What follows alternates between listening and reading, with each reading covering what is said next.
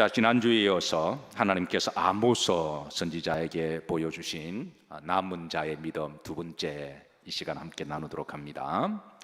자, 하나님께서는 비록 소수지만 요셉의 남은 자를 남겨 두셨다고 말씀하시는데요. 그 중에 대표적으로 아모스 선지자를 부르셔서 그 당시의 영계를 그렇게 알려주시는데요. 자, 오늘은 하나님이 아모스에게 5가지 환상을 보여주세요. 5가지 이상을 보여주시는데요. 그 5가지 이상이 처음에는 3가지를 보여주시고 이제 나중에는 2가지를 보여주십니다. 첫 번째는 따라서 하십니다. 메뚜기 환상. 첫 번째는 메뚜기 환상을 보여주시고 두 번째는 큰 불의 환상을 보여주십니다.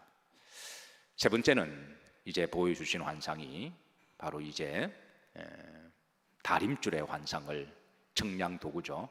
다림줄의 환상을 보여주시고, 네 번째는 한 큰 광주리를 보여주시는데 그 광주리 안에 여름 과일이 가득 들어가 있고, 근데 그 탐스런 여름 과일이 보기는 좋은데 다 썩고 냄새나고 벌레가 먹은 부패한 광주리임을 보여주세요. 그리고 마지막 5번째 환상은 성전이 파괴되어지는 그런 환상을 보여주십니다. 사실 하나님께서 아무에게나 환상이나 계시를 보여주시지 않습니다. 왜냐하면 보여주셔도 그걸 무시하는 이들에게는 보여주셔도 깨닫지 못하고 알지 못하니까 그냥 지나가기 때문에, 그래서 하나님 아무나에게 이걸 보여주시지 않으세요. 그래서 기본적으로 믿음 있는 자들에게 하나님은 환상과 계시를 보여주시고, 그러나 환상을 보여주시고 계시를 알려주실 때는 환상 그 자체가 목적이 아니라 그거를 통하여 하나님 우리에게 주시고자 하는 어떤 메시지가 있다고 하는 것이죠. 특별히 마지막 시대에 여러 이상기온과 각종 재난이 많이 있을 것임을 이미 성경과 예수님은 말씀해 주시는데, 세상 사람들은 이것들을 그냥 영적으로 무시해버리고 그냥 이상기온 정도로만 그렇게 지나가는 시대를 살아가고 있습니다. 그러나 이런 시대에도 하나님의 사람들은 이런 이상기온과 천체시변을 통하여 바라볼 때 주님이 미리 말씀하셨던 성경의 계시를 다시 한번 우리가 기억해야 되고, 그리고 또 이를 통하여 하나님 주시고자 하는 영적 메시지를 우리가 성경을 통해서 찾고, 그리고 우리가 믿음으로 잘 분별하고 끝까지 종말론적인 신앙으로 이제 우리가 믿음으로 살아가야 할 줄로 믿으시기를 주의 이름으로 축복합니다. 자, 하나님 아모스에게 보여주신 환상 총 5가지. 첫 번째, 메뚜기의 큰 떼의 환상인데요. 아모스 7장 1절에 있습니다. 다 같이 한번 합독하십니다. 여호와께서 내게 보이신 것이 이러하니라. 왕이 불을 벤 후 불이 다시 움트기 시작할 때에 주께서 메뚜기를 지으시며 그랬습니다. 여호와께서 보여주신 환상, 여호와께서 보여주신 환상. 왜 보여주셨을까요? 그냥 보여주시고 자랑하고 내 믿음이 좋은 것을 드러내기 위해서가 아니라, 한때 우리나라가 그런 때가 있었습니다. 은사 받았는데 막 자랑하는 분이 계셨어요. 물론 자랑하는 건 이해가 돼요. 그러나 자랑하라고 주신 것이 아니라 하나님께 잘 사용하고 섬기라고 주신 거잖아요. 방언받았다고 자랑하고 예언받았다고 자랑하고. 제 학창시절에 이 두 사람이 싸웠습니다. 누가 센지. 그걸 지켜보면서 받지 못한 사람들이 시험 들고, 못 받아서 시험 들고, 싸우는 거 보고 시험 들고 그런 때가 있는데, 다 과정들이죠. 근데 하나님이 우리에게 환상과 어떤 은사와 축복을 하실 때는 그 자체가 목적이 아닌 걸 꼭 기억하시고 하나님이 주신 사명 감당하라고 주신 줄로 믿으시길 바랍니다. 하나님이 아모스에게 보여주신 것은 이제 이러합니다. 왕이 풀을 벤 후 풀이 다시 움트기 시작할 때, 이게 무슨 말일까요? 당시 농사는 국가 주도의 사업이었습니다. 지금은 이제 반도체, 나라가 나서서 반도체 아니면 위성, 이게 이제 국가 주도 사업이 되죠. 방위산업, 국가 주력. 근데 옛날에는 다 농경 문화니까, 그러니까 농사가 국가 주도 사업이었어요. 그래서 이제 국가에서 농사 시기를 정해주고 그러니까 기후나 여러 환경을 잘 이렇게 전문가를 통해서 그렇게 해서 이제 요 시기가 농사를 뭐를 심을 때다, 곡식을 심을 때다, 그렇게 발표를 하고, 그리고 이제 또 어느 추수할 때가 되면 추수를 또 명을 내리고, 추수를 하게 되면 이제 그 가운데 세금을 얼마를 국가에 바치고, 그리고 또 얼마는 자기가 농작한 사람들이 가져갈 수 있도록, 여기 이제 국가에서 다 정한 거죠. 근데 좋은 왕들은 이제 필요한 세금만 세수만 거두고 나머지는 땀 흘린 농부들에게, 주민들에게 돌아갈 수 있도록 그렇게 분배를 잘했죠. 가령 한 10%, 20%는 국가 세금으로 바치고 나머지 한 70%, 80%는 농작한 농부들이 가져갈 수 있도록 그렇게 운영을 했는데요. 그런데 나쁜 왕들은 50%, 60% 거두가고 20, 30%만 주는 그런 악한 왕들이 있었습니다. 아모스가 살던 시대는 북왕조가 그런 왕조였습니다. 지금 우리 북한이 그렇죠. 죽도록 일어나는데 주민들은 거의 거지입니다. 왜냐하면 모든 것을 다 가져가니까.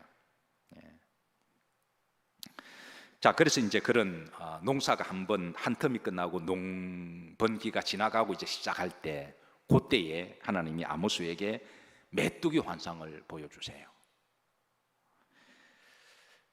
자, 7장 2절입니다. 7장 2절 다 같이 합독합니다. 메뚜기가 땅에 풀을 다 먹은지라 내가 이르되 주 여호와여 청하건대 사하소서 야곱이 미약하오니 어떻게 쓰리까며. 이 아모스 선지자의 좀 독특한 사역의 특징을 지난주에 말씀드렸습니다. 그는 남유다 선지자입니다. 그런데 북왕국 이스라엘을 향하여 예언한 선지자입니다. 그러니까 남쪽 출신의 목회자가, 그러니까 북쪽이 하루빨리 복음화되기를, 하나님께 돌아오길 바라는 그런 사역이라고 보셔도 되겠습니다. 자, 메뚜기가 땅의 풀을 다 먹은지라, 하나님 보시는 환상은 이제 메뚜기 쑥대밭이 될 것을 보여주시는데요. 아마 이런 재앙은요, 지형적으로 우리나라에 사는 이 동남아시아 쪽에 사는 사람들은 굉장히 생소하죠. 그리고 아주 once upon a time, 아주 오랜 시절에, 호랑이 담배 피던 시절에 누가 지어낸 이야기 정도로 그렇게 성경의 스토리를 생각하는데요. 그건 지형적으로 동남아시아, 우리나라를 비롯한 이런 지역은 메뚜기가 기류를 따라 지나가는, 때가 움직이는 그런 지형이 아니어서 우리는 좀 생소한데, 중동 지역은 기류를 따라서 수억만 마리 메뚜기가 그렇게 해마다 이동하는 그 통로가 있었습니다. 자, 사진 한번 보시죠. 사진 한번 보시면 이 메뚜기 떼들의 출몰이요, 이게 아모스 시대에 찍은 사진이 아니고, 저 출애굽기의 10가지 재앙 중에 메뚜기 재앙이 있죠. 몇 번째 재앙이죠? 예, 우리 송군사님께서 8번째 재앙이 메뚜기 재앙입니다. 그 당시는 빈번한 재앙이었어요. 근데 하도 빈번하니까 이런 재앙들이 빈번하면 사람들은 자연적 재앙이라고 보는 거죠. 그런데 7장 1절에 보시면, 7장 1절 다시 한번 말씀 보십시다. 이게 보시면, 자, 이게 후렴절에 보시면 주께서 뭐를 지으심에? 메뚜기를 지으심에. 이는 메뚜기도 하나님이 얼마든지 사용의 도구로 사용하신다는 주권적 말씀입니다. 하나님은 모든 것을 다 창조하시고, 창세기에 보면 웬만한 그 창조의 섭리대로 돌아가도록 그렇게 원리를, 섭리를 만들어 놓으셨습니다. 그런데 하나님이 가끔 심판하실 때에 하나님이 만드신 것들을 얼마나 도구로 쓰신다라는 거예요. 자, 그 다음 사진 한번 보시죠. 이게 연합뉴스에서 가져온 사진인데요. 보통 이제 중동 지역에 그 계절풍에 부는 기류를 따라 메뚜기들이 움직이기 시작하면 한 1억 5천 마리 정도가 움직인다는 거예요. 그럼 1억 5천 마리가 이렇게 막 떼를 지어서 이렇게 움직이면 그 지역에 있는 그 농작물은 글자 그대로 쑥대밭이 됩니다. 그 당시에 농사는 국가 주도 사업이라 그랬잖아요. 1차 산업이 먹을 게 없으면 다 굶어 죽은 거니까, 왕도 바뀌는 시대니까. 항상 시대마다 뭔가 재난이 일어나서 대통령이 약간이라도 잘못하면 뭐 여지없이 그냥 그런 비난이 쏟아지듯이. 근데 그 당시는 더했던 거죠. 그 1억 5천 마리가 보통 움직이는 반경이 150km 정도로 이렇게 이동 경로를 움직인다 그래요. 그러니까 한 곳에 내려가지고 이렇게 한 1억 5천 마리가 먹게 되면 그 지역 전체를 다 쑥대밭을 만들어 놓고 나무도 그냥 다 깔아먹고요. 그리고 실컷 먹고 또 150km 날아가서 또 앉으면 그 지역이 또 쑥대밭이 되고, 그러니까 이게 공포 그 자체였죠. 오죽했으면 애굽에서 메뚜기 신을 만들어서 이런 재앙이 피해가도록, 올해는 이 메뚜기들이 다른 경로를 통하여 피해가도록 그런 제사를 드리기도 했습니다. 자, 이 메뚜기 재앙, 그래서 저들의 인식 가운데는 얼마든지 이 재앙이 반복될 수도 있다. 근데 하나님은 이런 일상의 재앙을 아모스를 통하여 내가 이 재앙을 내린다, 그 메뚜기를 지은 것도 나고 그 메뚜기를 통하여 심판할 수 있는 분도 나 여호와다, 이렇게 밝힌 것이죠. 자, 이 메뚜기 환상을 보고 이제 아모스가 하나님께 기도합니다. 그게 이제 후렴절이죠. 주 여호와여 정하건대, 기도죠. 사하소서, 야곱이 미약하오니 어떻게 쓰리까? 만약 이런 재앙이 앉아서 농작물을 쑥대밭을 만들면 그 야곱이 미약하니까 도저히 어떻게 살아남을 길이 없다라는 거예요. 그래서 하나님은 이 야곱의 기도, 아직까지 남유다인은 남아있는 믿음의 사람들이 소수지만 그 소수를 10명으로 비유를 해주시고, 그리고 요셉의 남은 자로 비유하셨습니다. 그래서 기도하는 자들이 있으니 하나님, 이 재앙이 있으면 우리가 살아남을 수가 없습니다. 자, 그리고 하나님께서는 그 기도 들으시고 3절에 보십시다. 3절 다 같이 한번 합독하십니다. 여호와께서 이에 대하여 뜻을 돌이키셨으므로 이것이 이루어지지 아니하리라. 자, 누가 기도했기 때문에? 남은 자들이. 아직도 우리 남한의 믿음의 사람들은 저 북녘 땅을 위해서 기도하고 있는 사람들이 의외로 많이 있습니다. 그래서 그 재앙을 하나님이 돌이키셨는데, 이게 또 북쪽의 여로보암 2세라고 하는 왕은요, 뭐라고 나중에 말을 하냐면 원래 그런 재앙은 없었다라고 그렇게 또 이야기를 해요. 당하지 않았으니까 그거는 원래 없었던 건데 너희들이 뻥친다, 또 이렇게 해석을 해요. 어쨌든 하나님은 뜻을 돌이키셨습니다. 그리고 하나님이 이 일을 통하여 경고를 하신 거죠. 북이스라엘이 계속해서 불신앙을 하게 되면 내가 심판하리라는 경고죠. 근데 북이스라엘은 이것이 원래부터 없었는데 뭐. 자, 두 번째, 하나님이 그래서 이제 큰 불의 환상을 또 보여주십니다. 7장 4절입니다. 합독합니다. 주 여호와께서 또 내게 보이신 것이 아니라 주 여호와께서 명령하여 불로 징벌하게 하시니 불이 큰 바다를 삼키고 육지까지 먹으려 하는지라. 유대 광야 지역은 땅이 건조해서 자연 불이 잘 발화가 되었습니다. 그래서 불이 한 번 나면 안 그래 땅이 건조하고 바짝바짝 말라 있는데 그냥 홀라당 다 타버립니다. 하나님께서 이 불을 경고를 하셨어요. 그런데 이렇게 큰 불, 바다의 육지까지 다 태울 수 있는 불, 여기 이제 바다는 갈릴리 바다를 이야기합니다. 북쪽에 있는 갈릴리 바다. 흥미로운 거는 히브리인들의 그 문학적 표현 양식이 바다를 야함이라 그래요. 그리고 호수도 야함이라 그럽니다. 왜 그렇게 표현한지는 몰라도 그건 그 사람들의 언어 방식입니다. 이 부분을 조금 더 연구를 하면 우리가 또 하나님의 또 다른 우리가 메시지를 찾아낼 수가 있기는 하지만, 그런 부분은 또 다음에 기회가 될 때. 재미있는 거는 성전의 앞에 있는 물두멍이, 우리는 물두멍으로 번역했죠. 원래는 그 야함입니다. 성전 앞에 있는 물두멍이 있어서 거기에 제사장들이 손을 씻고, 또 제물을 드리는 사람들의 피범벅이 되면 거기에서 손을 씻고, 그래서 거기에 이제 우리는 이제 물두멍이라 그러는데 원래는 야함입니다. 그러니까 그 성전에 있는 그도 야미고 갈릴리 호수도 야미고 그리고 지중해 바다도 야미고 어휘력이 부족해서 그런 게 아니라 그건 그 나름대로 히브리인들의 문학적 표현 양식이 그렇게 해요. 그래서 갈릴리 호수를 때로는 호수라고 번역하기도 하고 바다라고 번역하기도 하죠. 여기에 바다는 갈릴리 바다를 이야기합니다. 어쨌든 북쪽에 불이 나면 갈릴리 그 호수 주변부터 산까지 홀라당 다 태워버린다는 것이죠.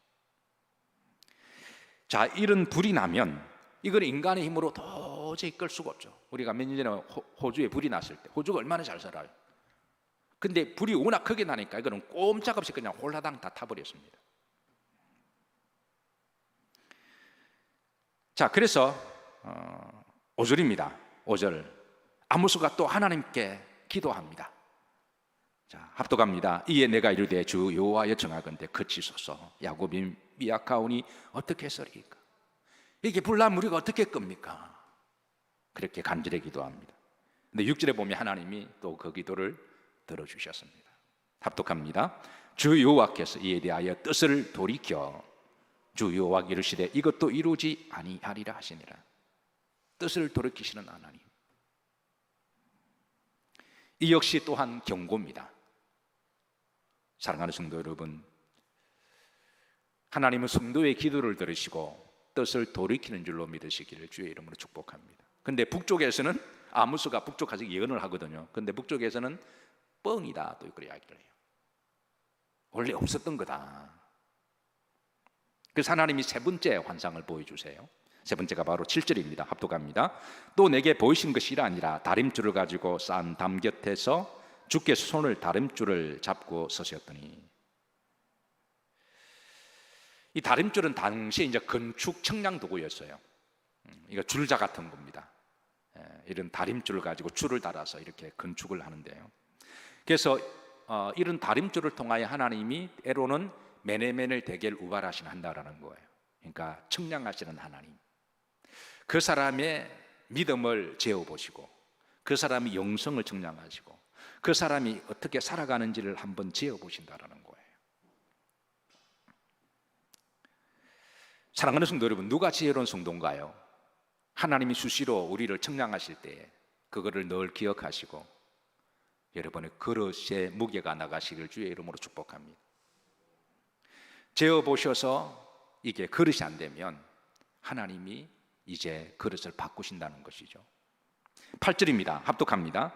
여호와께서 내게 이르시되 아모스야 내가 무엇을 보느냐? 내가 대답하되 다림줄이나이다. 주께서 이르시되 내가 다림줄을 내 백성 이스라엘 가운데 두고 다시는 용서하지 아니하리라.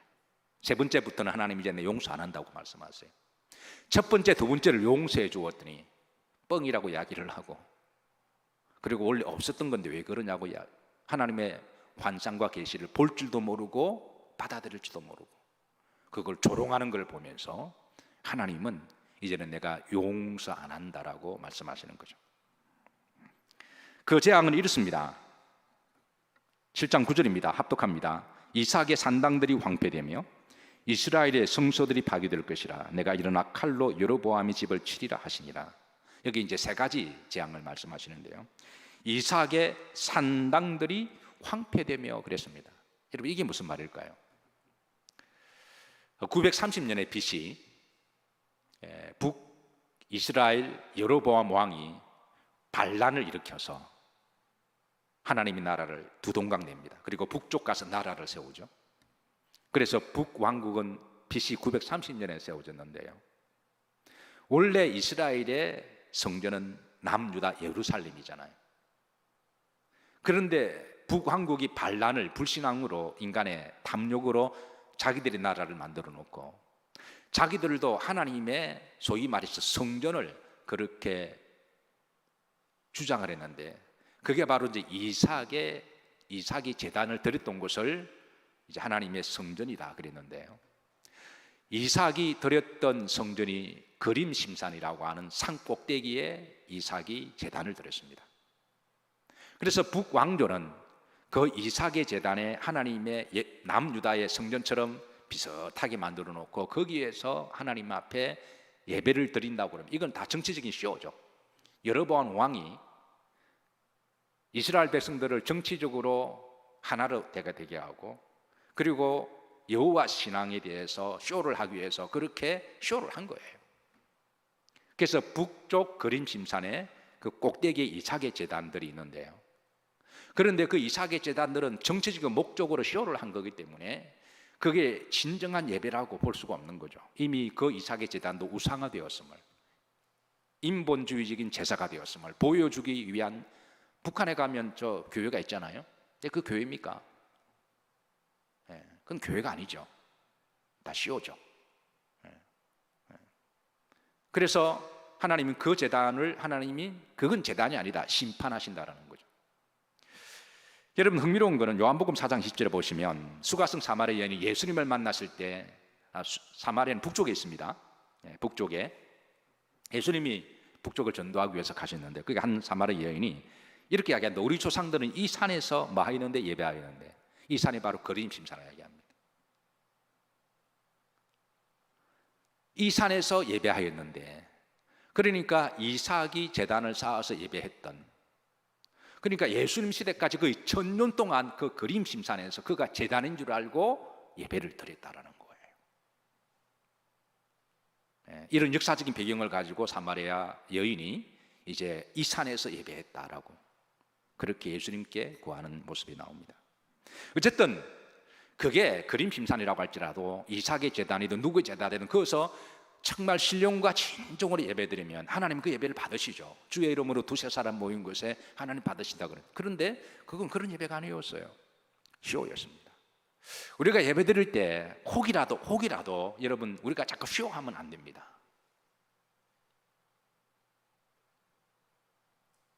하나님 앞에 정말 온전한 예배가 되기 위해서 우리 각자 기도하고 노력해야 돼요. 그렇지 않으면 쇼하면요, 나중에는 가장 피해보는 사람이 본인입니다. 왜? 하나님이 그 예배 안 받으시고 그 예배에 감동을 안 주시고 그 예배에 성령을 안 부어주시는데, 하나님이 그런 이삭의 제단 내가 심판한다. 자, 두 번째는 이스라엘 성소를, 이스라엘 전역에 있는 그 우상의 성소들을 하나님이 심판하실 것이고, 세 번째는 여로보암의 집을 내가 치리라 그랬습니다. 이스라엘 역사 여로보암 이러면 왕 2명이 있습니다. 첫 번째, 분단시켰던 왕, 이걸 여로보암 1세라 그럽니다. 그리고 나중에 여로보암 1세 왕은 굉장히 정치적이고 굉장히 탐욕적이고 우상숭배적인 왕이었거든요. 그러니까 자기 정치적인 목적을 위해서 신앙을 이용한 사람이 여로보암 1세입니다. 그리고 세월이 한 150년 정도 지나서 여로보암 1세와 똑같은 왕이 하나 등장하는데 그게 여로보암 2세입니다. 지금 오늘 본문에 나온 여로보암은 2세를 이야기합니다. 이런 역사를 잘 알지 못하고 문맥적으로 읽으면은 역사가 막 150년이 헷갈려요, 이게. 그래서 성경은 1세나 2세나 영적으로 똑같은 놈이다. 그래서 그냥 여로보암이라 그래 불러요. 어쨌든 그 불신앙적인 그 나라를 하나님이 심판하신다라는 거예요. 그래서 아모스가 이걸 전합니다. 그러니까 북쪽에서는 웃기지 마라 그래요. 웃기지 마라. 자, 넷째, 하나님이 얼마 있다가 다시 또 환상을 보여주죠. 이게 8장 1절부터 14절까지인데요. 1절 2절만 다 같이 합독하십니다. 주 여호와께 내게 이와 같이 보이셨느니라. 보라, 여름 과일 한 광주리니라. 여름 광주 한 광주리를, 큰 광주리를 보여주시고요. 자, 그가 말씀하시되 아모스야, 내가 무엇을 보느냐? 내가 이르되 여름 과일 한 광주리니라. 그러니까 바구니에 여름 과일이 가득 담겨 있는 모습이 얼마나 탐스럽고 향기나고 먹기도 하고 보암스럽기도 할까요? 그러면서 하나님께서 2절 흔들어 보시면 내가 다시는 그를 마하지 아니하리라, 용서하지 아니하리라. 그리고 3절 이하로부터 하시기를 이스라엘이 영적 상태가 여름 바구니 과일 광주리 안에 썩어가는 과일임을 알려주십니다. 여러분, 가끔 집에 과일을 사다 놓고 이런저런 이유 때문에 며칠 동안 방치했는데 그 과일이 썩어서 벌레가 먹고 냄새가 나는 경우가 있습니까? 없습니까? 그런 일이 있기 전에 나눠두시길 바랍니다. 가끔 어떻게 하다 보니까 그 과일이 썩어 문드러져서 냄새가 나고 벌레가 끼고 곰팡이가 끼고, 지금 북왕조 이스라엘의 영적 상태가 그렇다라는 거예요. 냄새나고 부패하고. 그래서 하나님께서 이제 심판하심을 말씀하는데 8장 3절 다 같이 한번 합독하십니다. 그날에 궁전의 노래가 애곡으로 변할 것이며 곳곳에 시체가 많아서 사람이 잠잠히 그 시체들을 내어버리리라. 주 여호와의 말씀이니라. 시체의 특징이 있다면 냄새가 썩어서 지독하다는 데 있죠. 이게 이제 과일 썩은 냄새하고 사람이 썩은 냄새하고, 그렇게 하나님이 그렇게 오버랩시키면서 그 상태가 그름을 말씀해 주고 있습니다. 한 가지 흥미로운 것은 어원적으로 보면 과일을 케이치라고 부르고요, 종말을 캐치라고 부릅니다. 어원이 같습니다. 그러니까 과일이 제 기능을 다하면 사랑받는 과실이 되죠. 너희들이 요한복음 보시면 과실을 많이 맺으면 내 아버지께서 뭘 받을 것이요? 영광을 받을 것이요. 그런데 그 과실이 과일 기능을 못하고 썩어버리면 그게 종말, 캐치가 된다라고 하는 이런 어원을 통하여 하나님이 메시지를 주시는 거죠. 그러니까 하나님의 종말이 곧 이르렀다는 말씀입니다. 자, 그래도 북쪽 이스라엘 사람들이 깨닫지 못하지 않아 이제 마지막으로 5번째 환상을, 성전 심판의 환상을 보여주십니다. 그게 9장 1절부터 10절까지인데요. 자, 1절 다 같이 한번 합독하십니다. 내가 보니 주께서 제단 곁에서 이르시되 기둥머리를 쳐서 문지방이 움직이게 하며 그것으로 부서져서 무리의 머리에 떨어지게 하라. 내가 그 남은 자를 칼로 죽이리니 그 중에 한 사람도 도망하지 못하며 그 중에서 한 사람도 피하지 못하리라. 성전을 무너뜨리는, 중반절에 보면 그 남은 자를 칼로 죽이리니, 그러니까 이는 북쪽에는 남은 자가 한 사람도 없다라는 거예요. 믿음으로 남아있는 사람이, 그래도 그나마 유다에서는 그래도 소수라도 남아있는데, 사실 부패로 말하면 뭐 북쪽 부패나 우리 남한의 부패나 부패한 거는 사실이지만 그래도 남한이 낫습니다. 그래도 남한은 그래도 아직까지는 남아있는 성도들이 있잖아요. 하나님이 그래서 남유다를 하나님이 남겨두시고, 근데 북쪽은 남아있는 자가 없어요. 그래서 하나님이 그냥 심판하시겠다고 말씀하신 겁니다. 6절입니다. 근데 하나님이 이런 환상을 보여주시면서 하나님의 주신 환상의 목적은 6절입니다. 합독합니다. 너희는 여호와를 찾으라. 그래야 하면 살리라. 그렇지 않으면 그가 불같이 요셉의 집에 임하여 멸하시리니 베들에서 그 불을 끌 자가 없을. 너는 여호와를 찾으라. 그래야 말이라 살리라. 지금 남유다가 북쪽을 향하여 하나님의 환상을 예언했습니다. 그럼 북쪽에 있는 사람들이 사는 유일한 길은 남쪽으로 내려와야 됩니다. 그래서 유교 진영이 끝나고 북에 있는 많은 기도하는 그리스도인들은 여기에서는 도저히 우리는 믿음으로 믿음 생활할 수가 없다고 생각, 목숨 걸고 남쪽으로 내려오신 분들이 남한에서 다 잘 됐습니다. 그래서 세워진 교회가 영락교회가 세워졌고요. 그래서 많은 믿음의 사람들이 이제 하나님께 축복을 받아서 마음껏 신앙생활을 하시잖아요. 그래서 북쪽에 있는 사람들이 살아남는 유일한 길은 여호와를 찾는 믿음으로 남쪽으로 내려오는 수밖에 없어요. 자, 이 5가지 환상을 보여주신 목적은, 아모스에게 보여주신 것은 이 이상을 귀히 여기고 이를 통한 주신 메시지를 그렇게 잘 분별해서 믿음을 지키라고 하는 것이죠. 요즘 전 세계적으로 이상 기온 각종 재해들이 잇따르고 있습니다. 우리나라를 비롯해서 이 동남아시아 쪽에 계속 태풍이 올라오고 있습니다. 예전 같으면 여름에 의례적으로 한두 번 정도 지나간, 요즘은 계속 올라오고 있어요. 그런데 저 유럽에서는 유리 없는 폭염 때문에 또 한쪽에는 그냥 폭우가 쏟아지고, 한쪽에는 폭염 때문에 유럽은 또 100년 만에 폭염이 왔다 그러죠. 미국의 서부에 데스밸리라고 하는 지역이 있습니다. 저도 한번 가본 적이 있는데요, 글자 그대로 죽음의 골짜기죠. 지구상에서 가장 더운 곳으로, 비가 가장 적게 내리는 곳으로, 한 번 들어갔다 길 잃으면 살아서 나올 수 없는 곳으로 유명한 데스밸리라고 하는. 그래서 재밌는 거는 죽기 전에 꼭 한 번 정도는 가봐야 되는 곳으로 알려져 있습니다. 우리 기독교 가수 중에 이장희 씨라고 알죠? 이장희 씨. 조영남 씨가 늘 비꼬면서 말하기를 노래 못하는 가수, 노래를 못하는데 가수가 되었다고. 그 이장희 씨가 미국에 이제 이민 생활할 때에 이 데스밸리를 자주 갔다 그러죠. 그래 거기 가서 노래도 작곡도 하고요. 거기 가서 이제 하나님을 새롭게 만난, 죽음의 골짜기 가서 인생을 되돌아보고, 오늘 낮에 말씀드렸지만 우리 인생은 참 진리를 산 다 구두자들이잖아요. 어쨌든 그 데스밸리 지난 6일에요 엄청난 폭우가 쏟아졌는데요, 기상 자료에 따르면 1000년에 한 번 정도의 비가 내렸답니다. 그러니까 우리가 100년에 한 번 정도, 이제 이런 말은 들어서도 이제는 하도 이상기온과 재해가 이렇게 놀랍도록 나니까 1000년에 있는 폭우가 이번에 내렸다라는 거예요. 우리가 이런 각종 이상기온과 재해를 만나게 되면 우리 그리스도인들은 이걸 어떻게 우리가 받아들여야 할 것인가?